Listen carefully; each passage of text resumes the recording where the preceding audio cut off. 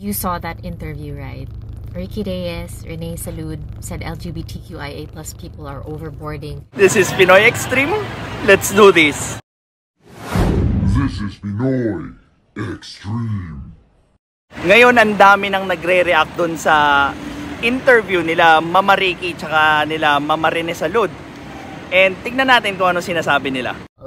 And nakakalungkot, no? Kasi I'm trying also my best to be a good ally, the best ally, and not just in passing. And when I think about it, sobrang it hurts more that it came from people within the community because that's internalized homophobia.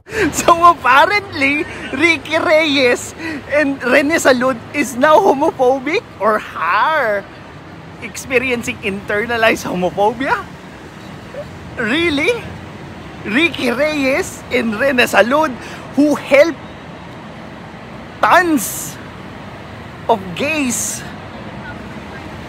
to have a better life? Really? And that's what happens when you rather you get used to shrinking yourself, and then you get offended when others refuse to do the same. And to Tony, you didn't just post a conversation. All right, fine. It was just, you know, a portion of the interview, but it magnified so many issues. You platformed erasure. You aired it in Pride Month, and then you let them speak na hindi mo sila chine-check, and silence in the face of injustice. How is it injustice when they are just airing what they think? It's included in their freedom of speech. What's injustice there? Oh my God! Automatically, that's betrayal. And this is where Meme Vice Ganda said it best.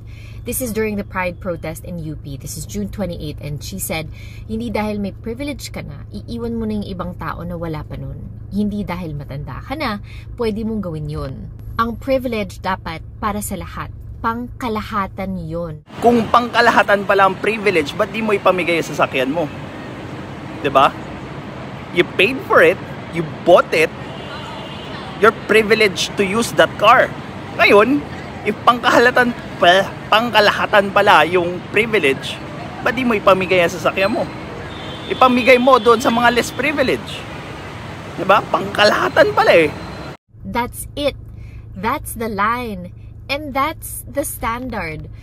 We all know that Pride was never just a party, it's a protest. You're protesting for what? Ginawa na ng mga OG LGBT yung malaking laban. Pumili na kayo ng ibang ilalaban nyo dahil the fight is over dyan sa equality na sinasabi nyo.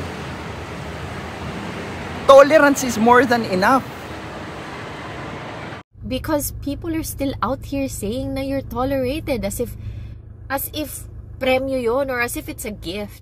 Have you seen anong ginagawa ng mga tao doon sa Middle East or karamihan sa Middle East doon sa mga LGBT?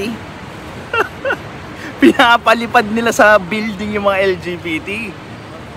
So, what more do you want there? No, we don't tolerate people. We should respect each other. We should protect each other. And yes, Ricky and Rene walked so many could run. But if you walk through a door and shut it behind you, that's not legacy. That's abandonment. Kasi you don't get to climb out of the fire. Tapos, ang gagawin mo, bubuhusin mo ng tubig sa mga susunod na gustong makatakas. So, they're not asking for more. They're asking for what's fair.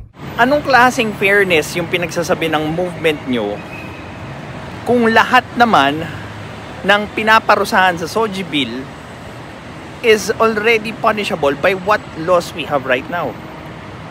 Discrimination in work, that's already punishable. And you know what's not punishable? Men, biologically men, competing in women's division and women who identify themselves as men still competes in women's division. So what now? Lahat na ng trans people nagsisiksikan sa women's division? Bakit?